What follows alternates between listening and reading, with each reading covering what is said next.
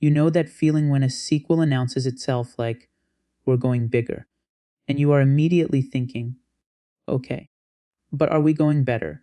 That is exactly where I was with Moana 2. The first movie is one of those Disney films that people do not just like. People attach it to a time in their life. It has heart, it has identity, it has songs that live rent-free in your head, and it has that ocean vibe that makes you want to book a vacation you cannot afford. So when Moana 2 starts rolling and it is back on the water with new stakes, new myths, and a bigger mission, I was locked in. But I also had my guard up because sequels love to chase more, and sometimes more just means louder, busier, and less personal. This one picks up with Moana older and fully in her Wayfinder era, and the story frames her as someone carrying a responsibility that is bigger than her island. She is being pushed by the ancestors toward a mission that is basically about reconnecting people across the ocean, finding this lost island Motufitu, and breaking a curse tied to a storm god named Nalo. The movie makes it clear early that this is not a casual, quick canoe trip. This is a dangerous, might not come back, end of our story type journey. That pressure is the spine of the plot, and it is a good spine. And I actually like how the movie sets that up. It leans into legacy. It leans into the idea that Moana is not just a brave kid anymore. She is a leader now, a connector, someone who is supposed to carry the future. There is a whole moment where she is honored with a sacred title, the Taltai, which is presented as this big deal for their people, like a leader who reconnects the entire sea. That is the movie telling you, hey, this is not just an adventure, this is her job now, her calling. Then the ancestors basically hit her with the vision of what happens if she fails, isolation, a dead end, a future where the story stops. And it is heavy for a Disney sequel, but it works because the first movie was always about identity and destiny. This just expands it from one island to the whole ocean. Now let's talk about the crew, because that is the biggest structural difference from Moana 1.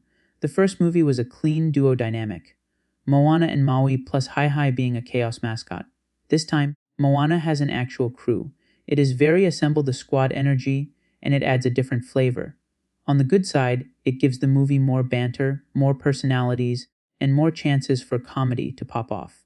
On the downside, it sometimes makes the movie feel like it is juggling too many voices, and some characters feel like they are there to fill a role rather than to have a deep arc.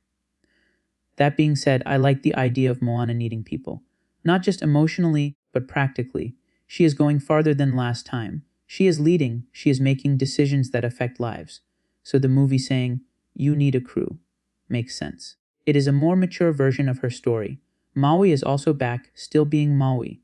He has the jokes, the ego, the demigod energy, the tattoo commentary, and the constant need to remind everyone how iconic he is. There is even a moment where he shows up like, I am a demigod, while he is literally stuck in a ridiculous situation, and the movie calls him out for it.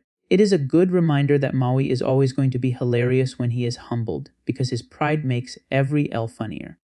But I will say this, the Maui and Moana dynamic is different now. In the first movie, the growth came from them learning each other and learning themselves. In Moana 2, they already have history, so the movie has to create new friction. It does that by making the mission basically impossible for a human alone, and by putting Maui in a position where he wants to protect Moana, but also knows she is the only one who can actually complete the final part of the task. That tension is solid, and there is an emotional honesty to it that I appreciated. Now, the new standout for me was Matangi, the Bat Lady Guardian character. She has that chaotic neutral vibe where you're not sure if she is helping, using you, or setting you up. She has a song moment that is basically, stop playing it safe, get a little lost, and it works because Moana's whole thing is trusting the ocean, trusting herself, and stepping into the unknown. Matangi becomes like a mirror version of that, someone who is trapped and wants freedom, and her advice is both dangerous and true. The biggest strength of Moana 2 is the adventure energy. The movie keeps moving. It has ocean chaos, myth chaos, crew chaos, and a big storm god threat hanging over everything. There are scenes where the ocean feels like a character again, like it is playful but also capable of swallowing you whole if you get arrogant. And the story does a good job capturing that vibe that made the first movie special, which is that the sea is both home and challenge. Comedically, it lands a lot. The movie has plenty of lines that are clearly written to make kids laugh, but there are also jokes that hit adults because they are self-aware. Maui roasting himself, characters making modern-sounding comments that will not make sense for 2,000 years, the crew panicking in the most relatable way. That part works. Where the movie starts to wobble is the bigger part. The stakes are huge, but sometimes huge stakes make the story feel less intimate. Moana 1 had a clean emotional core. This time the core is there, but it is competing with a lot. A crew, a curse, a storm god, a lost island, a new myth structure, a new antagonist energy, multiple musical moments.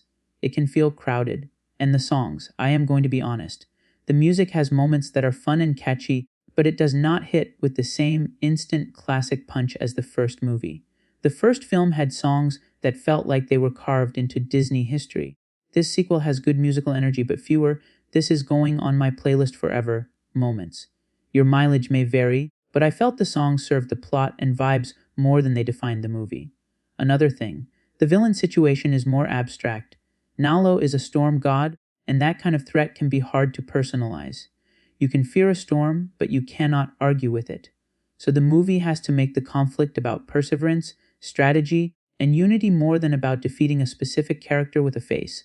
That is thematically on point because the movie is about reconnecting people and breaking isolation, but it can make the bad guy side feel less emotionally satisfying than a villain you can really hate. Still, the final stretch delivers the feeling you want from a Moana sequel. It goes big, it goes stormy, it goes mythic, and it puts Moana in a position where she has to fully own her title and her purpose. It leans into teamwork, it leans into sacrifice, it leans into the idea that leaders do not get to wait until they feel ready, they move anyway. So here is my verdict. Moana 2 is a good sequel. It is not a lazy cash grab. It is not just repeating the first movie.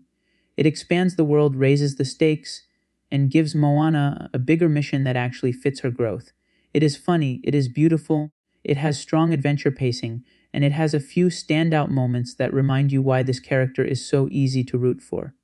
But it is also a little crowded. It does not always feel as clean and emotionally tight as the first movie, and the music does not always hit with that instant classic power. For me, it is a solid watch and a fun theater experience if you loved the first movie, especially if you want more ocean myth and more Moana being a leader. I am giving Moana 2 a 7.5 out of 10. That makes it a watch at home or a family theater watch, depending on how much Moana means to you. And if you are a fan of the first film, you will have a good time. Just do not go in expecting lightning to strike exactly the same way twice.